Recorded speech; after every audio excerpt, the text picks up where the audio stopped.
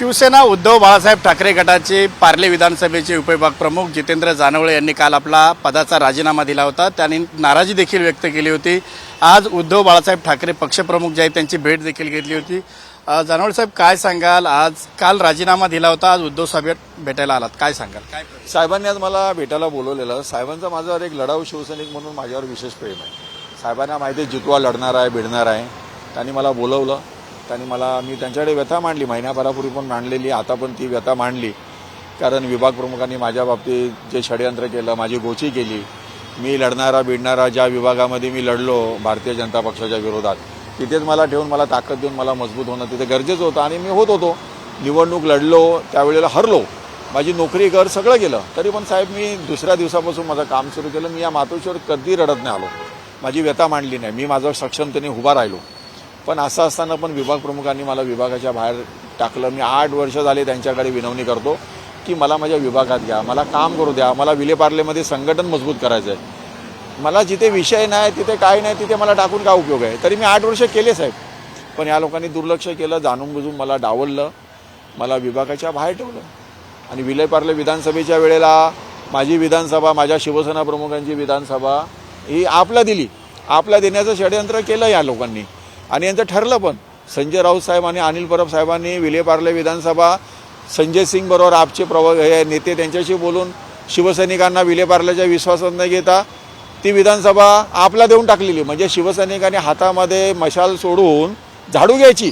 आम्ही आग हातात धरणारे शिवसैनिक आहोत, आम्ही झाडू हातात धरणारे नाही आहे। मी या ठिकाणी साहेबांना सांगितलं की साहेब, शिवसेना प्रमुखांच्या हिंदुत्वाची ही विधानसभा आहे, आपला देऊन आमच्या हातात झाडू देऊ नका शिवसैनिकांच्या हातात, आम्ही झाडू हातात धरणार नाही, आम्ही शिवसैनिक आहे, मशाल। आणि त्यावेळेला उद्धवजी साहेबांनी पुन्हा मशाल दिली आणि विलेपार्ले विधानसभा आम्ही लढलो, विधानसभा लढलो आम्ही।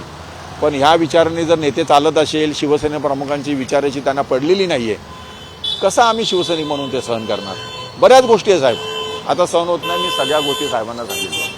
लढाऊ शिवसैनिक म्हणून आपल्याकडे पाहिलं जातं। पक्षफुटीनंतर जे प्रथम जेव्हा शिवसेना उद्धव बाळासाहेब ठाकरे पक्षाला जे चिन्ह मिळालं होतं मशाल, ती मशाल देखील आपण या ठिकाणी घेऊन आला होतात। त्यावेळची भावना आणि आज पक्षावर कुठेतरी नाराज आहात, पक्ष सोडण्याच्या विचारात, काय नेमकं मनामध्ये? बघा, मशाल घेऊन आलो मी, एक प्रेरणेने आलेलो। ती प्रेरणा, ती आग, ती ज्वाला अजूनही माझ्या हृदयामध्ये आहे। शिवसेना प्रमुखांना मी कधी सोडून जाणार नाही, शिवसेना प्रमुखांच्या विचाराला मी बांधील आहे आणि शिवसेना प्रमुखांच्या सोबतच असेल।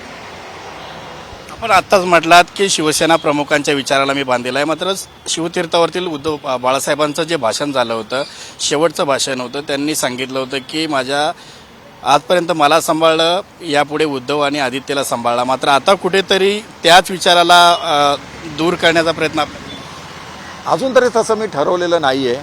बघा, उद्धवजी आणि आदित्यचं जे स्थान आहे आमच्या हृदयामध्ये, ते कधी आमचं कमी होणार नाही।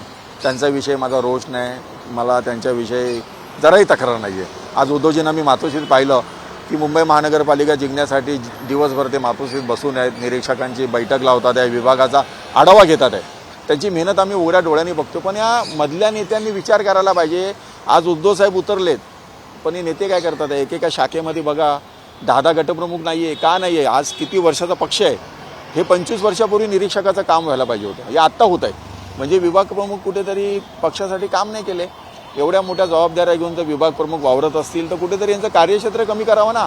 प्रत्येकाला, आमच्यासारख्याला, इतरांसारख्याला संधी द्यावा। माझा लढा साहेब, या तुमच्या आम्ही साम टीव्हीच्या माध्यमातून सांगतो, माझा लढा हा माझ्या वैयक्तिक फायद्यासाठी नाही आहे, माझा लढा शिवसैनिकांच्या पुढच्या फळीसाठी आहे। लढाऊ शिवसैनिकांसाठी प्रत्येकाला संधी मिळाली पाहिजे।